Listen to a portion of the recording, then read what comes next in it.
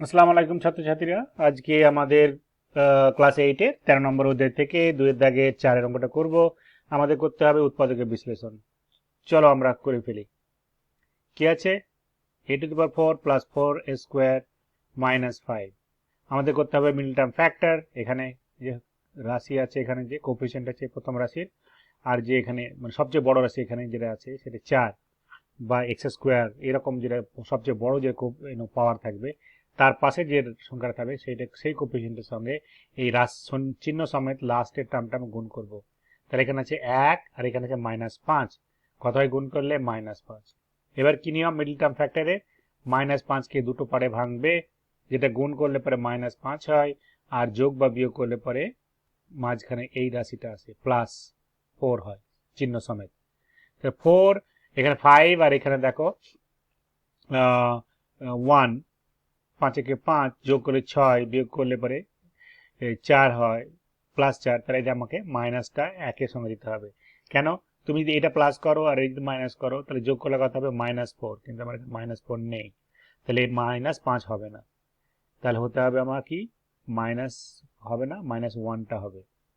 ঠিক আছে, তাহলে কি করব আমি এখানে 4a² এর জায়গায় আমি লিখবো 5a² মাইনাস 1²। এখানে তুমি যে টার্মটা আছে সেখানে a² লাগিয়ে দাও, এখানে a² লাগিয়ে দাও।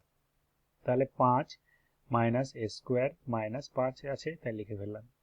এবার এই প্রথম দুটো রাশি থেকে চলো কারেন্টটা পাল্টে নেই। প্রথম দুটো রাশি থেকে আমরা দেখো কমন যাবে, আর এইখান থেকে কমন যাবে। দেখে নেই কি যাবে কমন। এখানে দেখো দুটোর মধ্যে a² আছে, এখানে a² a⁴। যদি a² কমন নিই তাহলে ভিতরে a⁴ divided by a², a⁴ divided by a⁴2। তাহলে কত হয়? এটাতে a² হয়। তার মানে কি, আমি যদি a² কমন নিই তাহলে ভিতরে a4 এর জায়গায় a² থাকবে +5। আর এখান থেকে যদি তুমি কমন নাও 1 কমন নাও, -1 অ্যাকচুয়ালি কমন নাও, তাহলে a² আর এখানে ভিতরে মাইনাস আছে, বাইরে যেহেতু মাইনাস দিয়ে কমন নিয়েছো তার জন্য এটা +5 হয়ে যাবে। আচ্ছা, তাহলে আমার এবার দেখো, এবার দুটো রাশির মধ্যে বোর্ড একটু সাফ করে নিই, তাহলে বুঝতে সুবিধা হবে আমি কি বলতে চাইছি। এবার দেখো হয়ে এসছে।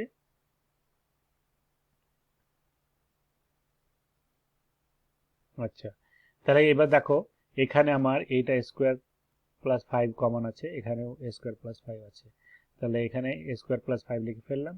আর প্রথম রাশি থেকে আছে আমার a², এখানে রাশি আছে -1, তাহলে a² - 1 লিখে ফেললাম। তাহলে কি হবে? a² + 5 into a+1 into a-1। কেন? এখানে আবার a² - b², 1 মানে 1², a² - b² এর ফর্মুলা ভেঙে ফেলো। তাহলে এটাকেও তোমাকে ভাঙতে হবে, a+1 ইন্টু a-1। ঠিক আছে, আশা করি বুঝতে পেরেছো। তো এখানে একটা কোনো কায়দা নেই, সহজ সরল অঙ্কটা খুবই সহজ। 5-এর উৎপাদক বের করো। 5 একে 5, যেহেতু +4 আছে তাহলে 5টার সাইনটা প্লাস হবে, আর 1-এর সাইনটা মাইনাস করতে হবে। এবার বাকি অঙ্কটা তুমি করে ফেলো।